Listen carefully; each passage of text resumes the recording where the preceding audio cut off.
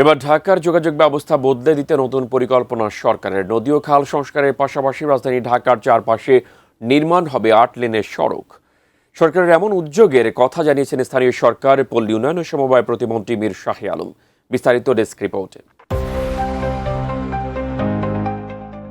রাজধানী ঢাকার চারপাশে ৮ লেনের সড়ক নির্মাণের পরিকল্পনা নিয়ে আলোচনা চলছে সরকারের নানান পর্যায়ে। একই সঙ্গে ঢাকার সব নদী ও খাল সংস্কারের পাশাপাশি দখলমুক্ত করার উদ্যোগ নিচ্ছে সরকার। এমনটাই জানিয়েছেন স্থানীয় সরকার, পল্লী উন্নয়ন ও সমবায় প্রতিমন্ত্রী মীর শাহে আলম। ২১ আগস্ট রাজধানীর কামরাঙ্গীরচরে দিরাই খাল পরিষ্কার পরিচ্ছন্নতা অভিযানে অংশ নিয়ে এসব কথা বলেন প্রতিমন্ত্রী মীর শাহে আলম। যৌথভাবে এই কর্মসূচির আয়োজন করে ঢাকা জেলা প্রশাসন ও BD clean. Nova LED TV, ঝকঝকে ছবি, নিখুঁত শব্দ, ৫ বছরের ওয়ারেন্টি। নোভা মানে সঠিক মান, নিশ্চিত সেবা।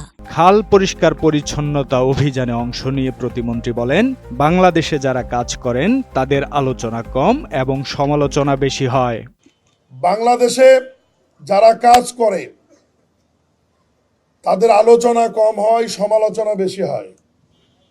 সমালোচনা তারাই করে যারা বাসায় বসে কাজ করে না এবং ভালো কাজ যাদের সহ্য হয় না। এটা নিয়ে ঢাকা উত্তর এবং দক্ষিণ সিটি কাজ করছে। আমরা স্থানীয় সরকার, পল্লী উন্নয়ন সমবায় মন্ত্রণালয়ের পক্ষ থেকে কাজ করছি। প্রত্যেকটি জেলা প্রশাসনের সাথে ঢাকা জেলা প্রশাসনও কাজ করছে। এই কাজে বিডি ক্লিনের মতো সাধারণ মানুষকেও সম্পৃক্ত হতে হবে। খাল পরিষ্কার পরিচ্ছন্নতা অভিযান প্রসঙ্গে প্রতিমন্ত্রী বলেন, নগরীর পরিবেশ রক্ষা, জলাবদ্ধতা নিরসন এবং যোগাযোগ ব্যবস্থার উন্নয়নে নদী খাল রক্ষার কোনো বিকল্প নেই। এজন্য সংশ্লিষ্ট সব পক্ষকে সমন্বিতভাবে কাজ করতে হবে। ঢাকা নগরীর চতুর্দিকে ৮ লেনের রাস্তা করে চতুর্দিকের নদীগুলোকে সংস্কার করে যাতে নৌ চলাচল এবং সড়ক চলাচল মানুষের সুবিধাজনক অবস্থায় নিয়ে আসা যায়।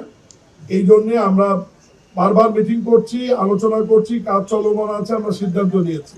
রাজধানীর নদী ও খাল দখলমুক্ত করে সংস্কার করা গেলে একদিকে পরিবেশ রক্ষা হবে, অন্যদিকে বাড়বে নৌ যোগাযোগের সুযোগ। একই সঙ্গে সড়ক ব্যবস্থার উন্নয়ন হলে রাজধানীর চারপাশে মানুষের চলাচল আরও সহজ হবে বলে আশা করছেন সংশ্লিষ্টরা। কামরাঙ্গীরচরের দিরাই খাল পরিষ্কার অভিযানের মধ্য দিয়ে নাগরিকদের সচেতনতা বাড়ানোর বার্তাও দেওয়া হয়। সরকারের পরিকল্পনার পাশাপাশি সাধারণ মানুষের অংশগ্রহণ বাড়লে পরিচ্ছন্নতা ও বাসযোগ্য রাজধানী গড়ে তোলা সম্ভব হবে বলে মনে করছেন আয়োজকেরা। Desk report, ATN news.